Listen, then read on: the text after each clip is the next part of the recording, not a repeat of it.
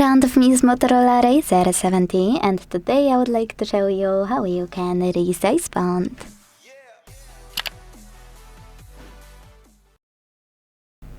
First of all, go into Settings and tap on this section called Display after scrolling down.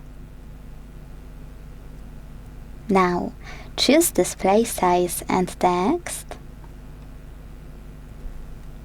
And when you're ready, operate this slider under font size to adjust internal one, and then hit external if you want to change it too. When you finished, just go back. All of your changes will be automatically applied. Thanks so much for watching. If you enjoyed this video, leave a like, comment and subscribe. Bye!